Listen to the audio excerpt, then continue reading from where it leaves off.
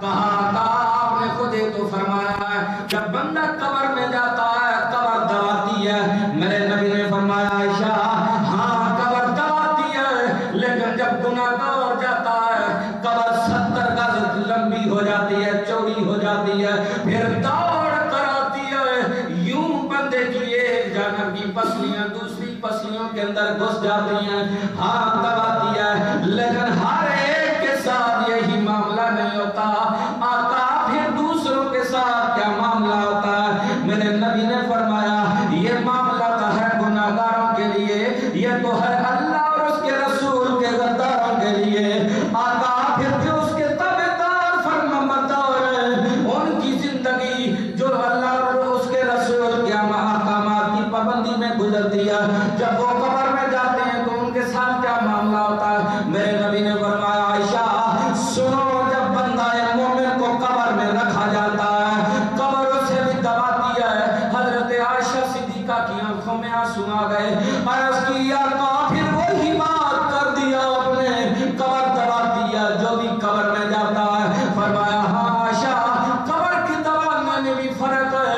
گناہگار جاتا ہے لمبی چوڑی ہو کر دوڑ کر آتی ہے ایک جانب کی پسلیاں دوسری جانب کی پسلیوں میں گھس جاتی ہیں لیکن جب بندہ مومن جاتا ہے قبر اسے یوں دباتی ہے جس طرح ماں پیار سے بچے کو لے کر گود میں دباتی ہے. سبحان اللہ.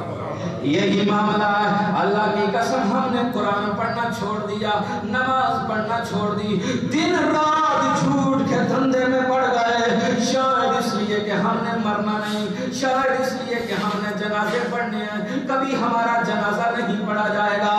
آج فکر کر لو یہ ساری محفلیں ہمیں جھنجھوڑ کر جاتی ہیں کہ یہ نہ سوچنا وہ جوان چلا گیا تم بوڑھے نہیں جاؤ گے وہ بوڑھا چلا گیا یہ بچہ نہیں جائے گا. بچہ سمجھتا ہے ابھی میں نے جوان ہونا ہے جوانی کے بعد مجھ پہ بڑھاپا آنا ہے بڑھاپے کے بعد پھر میرے منہ میں جب دانت نہیں رہیں گے جب سارے عذاب ٹیڑے ہو جائیں گے جب میں کسی کام کا نہیں رہوں گا تب رب مجھے اپنے پاس بلائے گا. میں کہتا ہوں لوگ کہتے ہیں کہ اللہ کی قسم یہ موت نہیں آنی چاہیے. اگر موت نہ ہوتی اس کائنات پہ لوگوں کو میں نے دیکھا ہے جو اپنی جھولی کو اٹھا کر مانگ رہے ہوتے ہیں مالک اب بابے کو سنبھال لے مالک اب اس بڑھیا کو سنبھال لے. یہ رب کا کرم ہے جس نے اتنی عظیم نعمت موت جیسی دی ہے جب کوئی نہیں سنبھالتا رب اسے اپنے پاس بلا لیتا ہے. بلانے کے لیے کتنا پروٹوکول رکھا جاتا ہے. ساری زندگی امام کے پیچھے کھڑا رہا جب وہ روح نکل گئی جب کوئی سنبھالنے والا نہیں رب نے کہا پہلے تو تو باپ بیٹا تھا تو کسی کا چاچا تایا تھا لیکن آج تو میرا مہمان بن کر آ رہا ہے. میں تمہیں نہلاؤں گا بھی میں تمہیں غسل دلاؤں گا میں تمہیں نئے کپڑے پہنواؤں گا